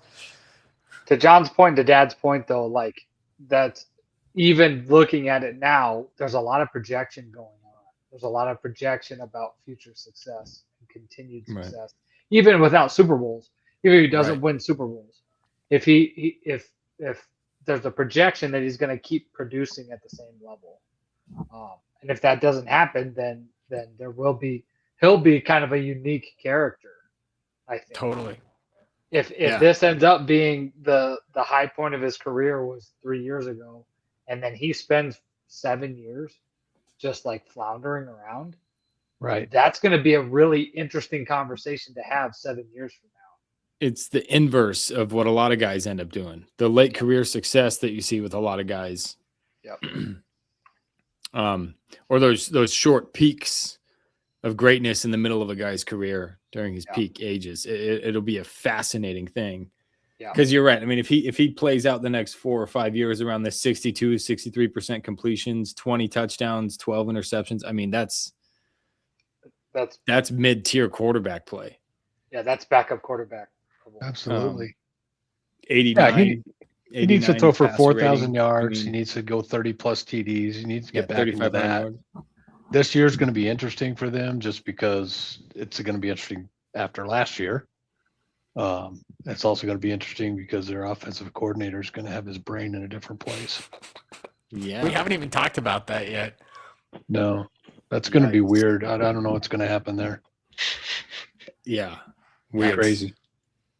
But yeah, no, I think the sports media is completely misreading the Chiefs going into this season. I mean, they sold off a number of pieces. They brought in a running back from Seattle, Kenneth Walker. I mean, it almost looks like, and they're kind of rushing Mahomes back from the injury a little bit because his turnaround, it'd be like a 9-month turnaround from his ACL if he starts week 1.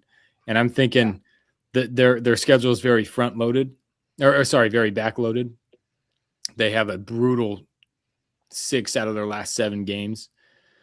And I wonder if they feel like they just need to pick up as many wins early in the season as possible to prep for that. But then I also wonder if they have sort of a soft rebuild button ready to press. Like I asked Willie, I was like, That's what it if looks they like. start 1-4, are they going to trade Chris Jones?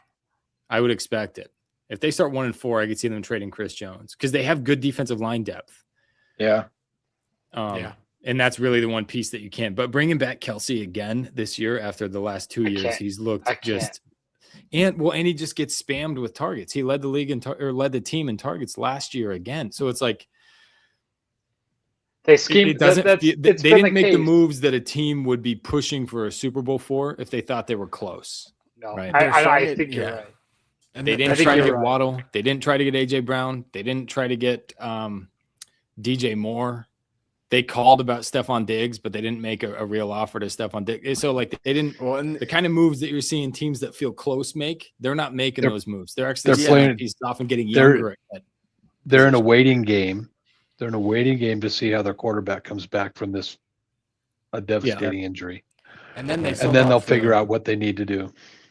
They sold off their best key in their secondary and McDuffie, and then gambled on a rookie cornerback who is, as far as rookie draft picks go, cornerback is not a high success rate when you're drafting. So their secondary is going to be rough again. It's going to look even more rough than it did last year. Most likely, they're not super deep and they're young, and just young defensive players generally struggle. The only advantage they have as a team is that they're playing in a crappy division. You think? Yeah. I do. I don't think the division's any good. That's I crazy. honestly don't think it's any good. I think it's pretty good. Healthy You think Joe Alton and Justin Herbert is going to be I great. mean, We all if know you're- even if you're We all hesitant know. on Denver and the Chargers, those teams are going to win 20 games combined. They are, but it's not I'm just saying it's not a good division. Maybe they're going to No, win but- 10 games, but that's But it's not a I good mean, I division. guess what your measure of a good division is. I mean, if you got to win 10 plus to be a third team from a division in a wild card spot, I feel like that's a pretty tough division. what I look at is Is the AFC East I don't stronger? think Is the you- AFC South No, I stronger? don't think you can look at it that way. I'm just looking at my division, and if I'm the coach of the Chiefs and I'm in my division, I'm going to look at the Raiders and say I should beat them twice. I don't care if I'm playing with a high school quarterback. I should beat the Raiders twice. Sure. I look at San Diego or the Chargers, whatever city they're from, and I look at them and I go, they are what they are, right? I mean, they're up and down. They don't take advantage of the weapons they have. It's a questionable unit. I don't see cohesiveness there. I see question marks in San Diego, LA. I see that in Denver too. I think it's a big question mark. I think it was last year. I kind of feel like last year was lightning in a bottle for Denver, and I don't think you can recreate that. So if I'm looking at it that way, it's like, well, this is not a very good division. I mean, there's a lot of question marks in this division. The only counterpoint I would make is there's been a few seasons where the Chargers and Broncos are kind of down, and they're still playing the Chiefs well. When the Chiefs were winning Super Bowls in the regular season, they're still splitting with the Broncos and the Chargers. So I don't know. I don't know if I could say, like, I get your point completely, but I don't know if I could say that the Chiefs can sit there and expect themselves to beat those two teams when I think they're both on the rise in everyone's opinion. Yeah, I'm not saying that typically Chiefs division look play at is it. like that. Typically, division play is Right. like that. Splits. You know what I mean? Yep. Uh, I'd be splits- shocked. Splits a lot. I'm not saying that the Chiefs are going to make the playoffs because they're not. No way. Right. They're going to make I the playoffs. understand. And I think the Broncos and the Chargers both have a chance to make the playoffs. I'm just looking at the body of teams in my division, and I'm thinking, man, they all have big holes that I think could be taken advantage of. To that point, yeah. And I don't agree with trust that. those good teams in the division. I don't trust that they're truly good teams. They haven't proven to me that they're like, these are Yeah. good teams. I understand And that. there's other divisions the same way. Most divisions only have one team. Honestly, the AFC is that. The AFC is giant question marks all over the map, right? Like there's Everywhere. question marks everywhere. Look at the top of every division, and there's just question marks. You got Buffalo, and they got a new head coach now. Who knows what's going to happen there? You got, got Houston was the top of that division. You got them in Indianapolis and Jacksonville. Miami. New England. Yeah. Then you got New England over there. What's going to go on? Well, I who, mean, who are they? Who are they going to It- be this year? You don't know. And and Buffalo too. I mean, it's at a point where it's like Jacksonville could be the 1 seed. Yeah, it could Like, easily legitimately. happen. Right. I think Denver's offense is actually going to be good, but I do admit that at the very least, pass catching depth is a massive hole. And if And they can't running run the back ball health. effectively, It's running and back if the health. Jalen Waddle injury that he's got right now in camp hampers him for the whole season, then what are we looking at? They got the other struggling got the other offenses last defensive year. guy that may not be able to play. Right. The rusher guy that may not be able to play. 'cause of Jonathan domestic Cooper. violence. Yeah, Cooper. Take him out of the lineup possibly. And I'm just waiting for. Mutual, It's a weird story. It was It's a mutual weird domestic story. violence.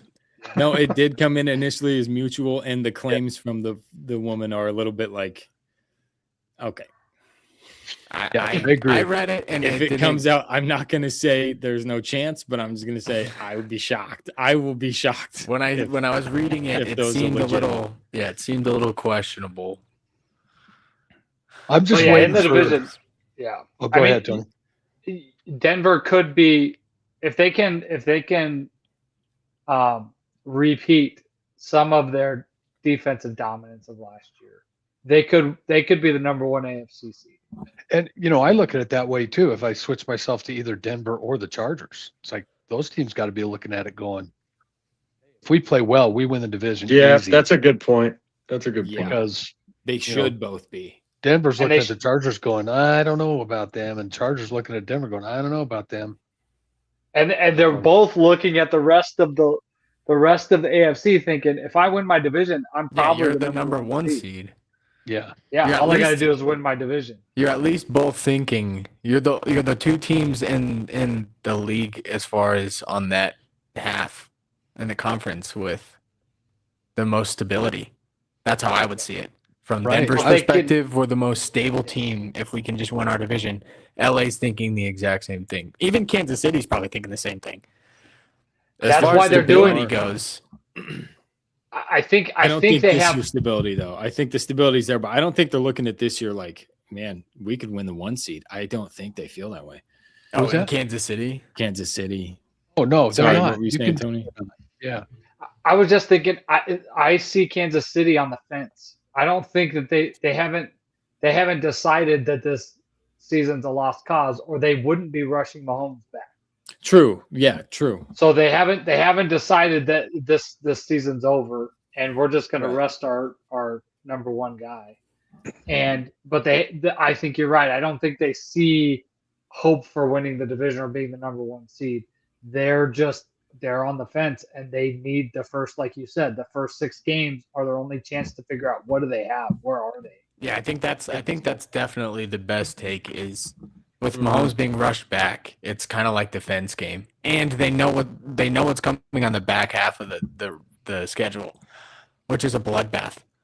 So they know that if they have any chance of making anything happen, it's got to be at the beginning of the season. And then after 6 games, it's looking like total crap. Then they have the ability to sell out and do a soft restart. It's here. It's Denver at home, Colts at home, then Dolphins, Raiders. If you're thinking you could be 3-1 coming out of that, because the end of I their mean- season, they're on the road to Bills, on the road Rams, on the road Bengals, home Pats, home Niners, on the road Chargers. I mean, this They're is gonna this know- is brutal. They're going to know after that Colts game because they will Yeah. have played Denver already, and the Colts are another playoff-ish team. Yeah. They'll know by then, I would think. I'm Right. still That's not why I think convinced- I'm still not convinced they truly are going to have Mahomes battle up. Starting week 1. Yeah. I'm not convinced of that. We'll see what happens there. I could see them pulling the plug on that, yeah. but Yeah, I He's mean, not playing that's any not preseason outside the game. realm for sure. And they A lot of always play gamesmanship. starters in the preseason. Andy Reid always plays starters in the preseason. he does more than They're most. they're not the Rams. They don't sit everybody. They play more than anybody for the most part in the preseason. And Mahomes is not going to play the first preseason game, and the reports are that he's likely not going to play any of the preseason games. Yeah. So I think they're So that does with leave him- the door open to does he not even play week 1? Yeah, I Right. think with him, I honestly think with him, they're biding their time. They're just waiting and waiting and waiting as long as they can before they make a final decision on him. That's And a that's- good read. That's going to be what they decide their season's going to be. Yeah. Because And does after these, Go ahead, John.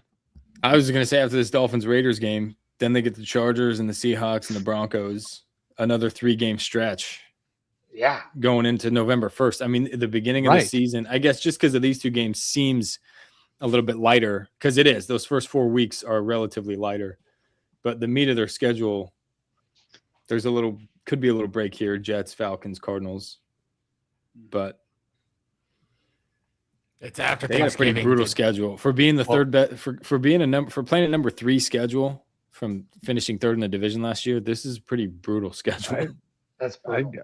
I just think they're crazy. I think they'd be crazy to throw him out there and put him in the saddle week 1. I agree think with they're- that. I think they're I crazy. agree completely, especially what we've been talking about all night. He's had a couple of years down.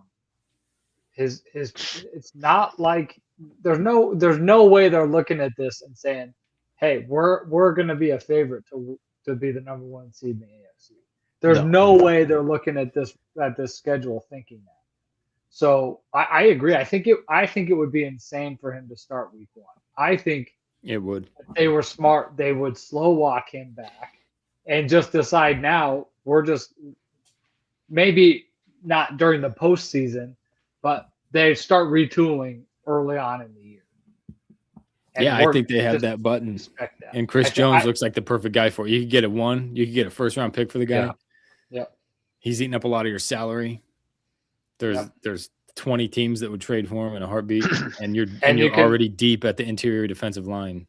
And you can start to cut ties with some of your aging offensive players and maybe try to replace a Kelsey so that maybe you can get somebody who can produce like he did a number of years ago on the inside and find the outside guy that they haven't been able to replace since Tyreek Hill left.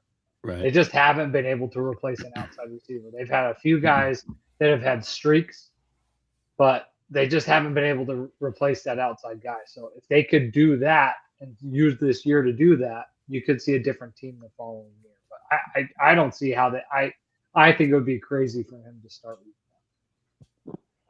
Yeah. Anybody else waiting for to see how New England starts the season? Yeah. I mean, I am absolutely. What does their schedule look like? That's what I'm about to pull up here. I'm waiting for the day if New England starts off 6-2, 7-1, 8-0, something like that. That Yeah. We get some journalism popping out. If they're good.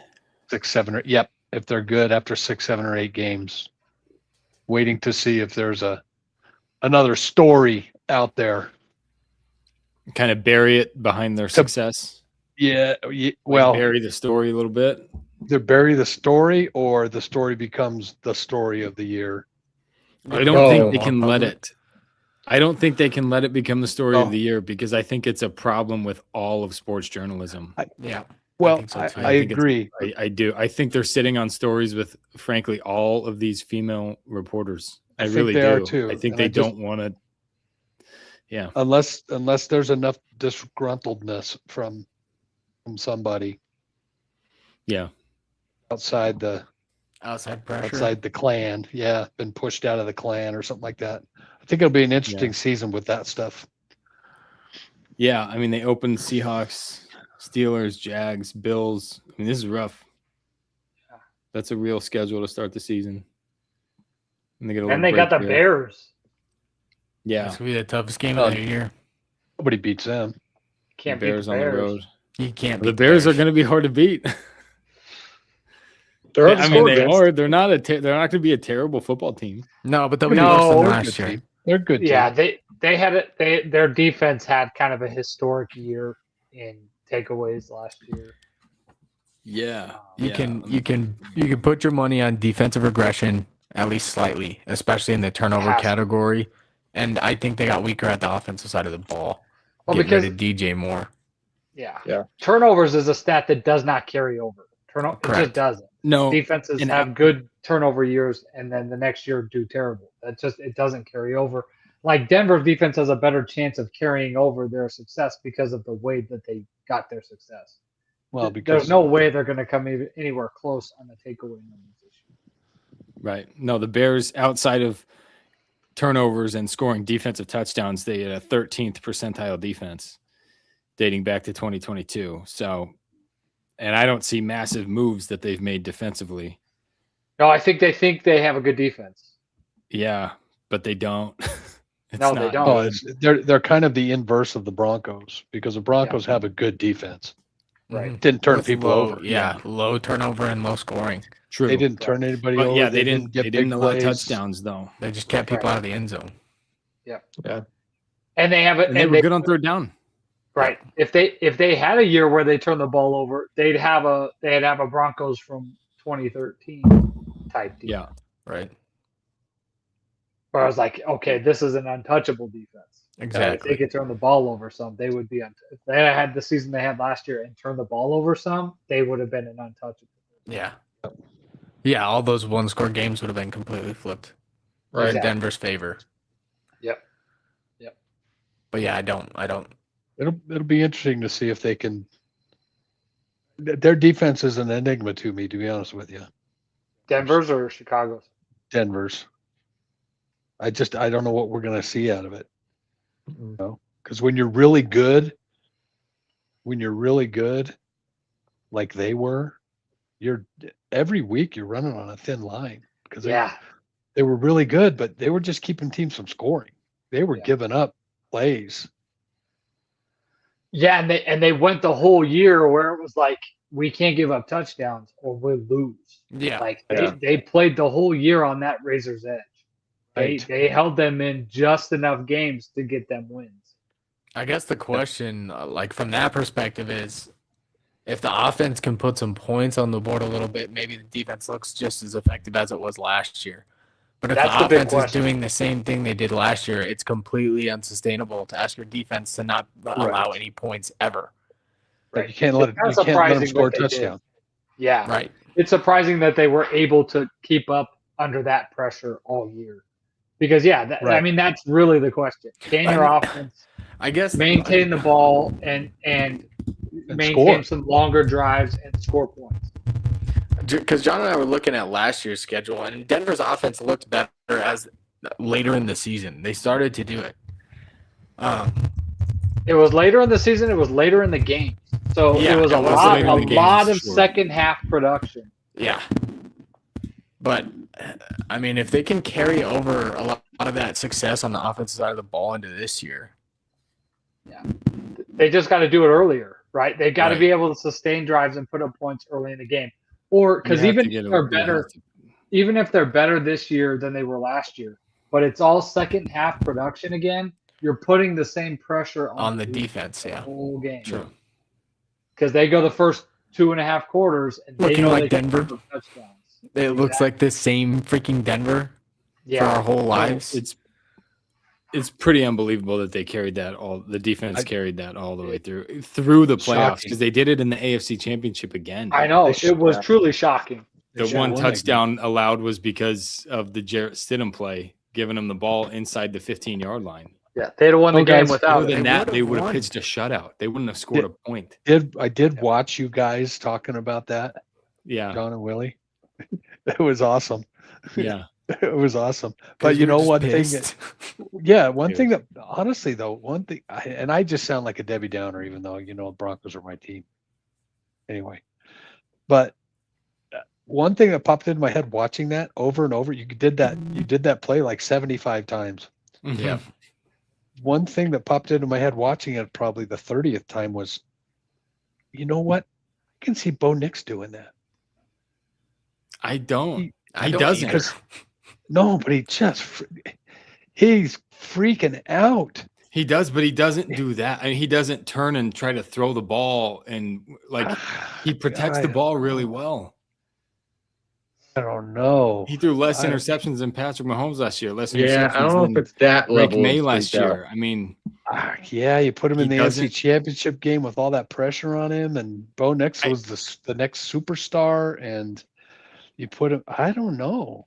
I'm just not sold don't on. see him Maybe it's making because that I'm ball. just not sold on Bo And I Nix. think And I like the guy. I and want we're him to in be Denver, good. so he looks like a superstar from Denver's perspective, but from the national media's perspective, it wasn't. Everyone was they looking would at Bo play- Nix week to week, saying if their quarterback can play, they could be a contender. They could be a contender. The last couple games of the regular season and into the playoffs, they started talking about Bo Nix like he was Caleb Williams. yeah. But anyway, I'm just Well, I'm he makes the Stidham play similar up until the point of The turnover. throwing it. the bonehead, the absolute two-handed Unacceptable. chest pass throwing the ball on the ground. He just doesn't do that. double pump fake with Which is the difference No between one- punting and turning the ball over inside the 15. Because that's Right. one thing the defense did have is though the offense struggled for most of the year, especially early in games, they weren't giving the opponent the ball on the plus side of the 50. You know what I mean? Right. They didn't really turn the ball over much. They were punting the ball. They were turning field position over. yeah, tons of 3 and outs, tons of early drive killers, but not a lot of turnovers. Not a lot of turnovers. It looked like Denver. That's A lot of literally throwaways. Denver's offense for the last 20 freaking years. A lot Is of the first throwaways, two too. no, quarters no. is I would- 3 and out, 3 and out. Oh, Three and not out. when I would say one of not the when big Peyton was there. negatives. Yeah. The first 2 years. The first Yeah. 2 years. Right, the first two. The third year was The Super Bowl Third year year was a whole different story. But the first 2 Yeah. years, it was like, wow, this is fun to watch. lights out. Yeah. That's when they should have won the Super Bowl.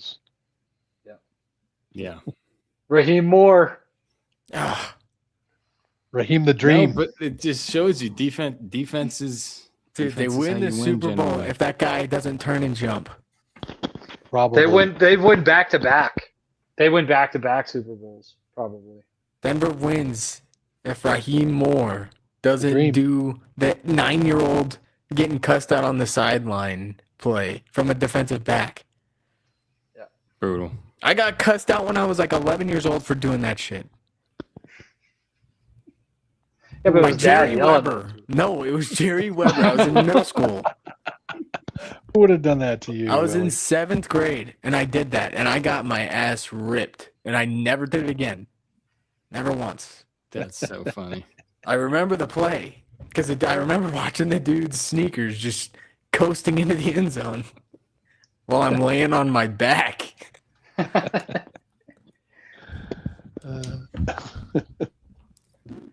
All right, you guys sold me. Broncos going to the Super Bowl. Broncos going to win.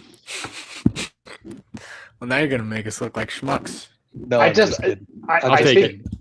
I mean, I'll take looking at the AFC, not sold. I don't think it's a real big stretch. They need marginal improvement. If they get marginal improvement, they could be a Super Bowl team. I just think their It's offense is just a going to be a lot better.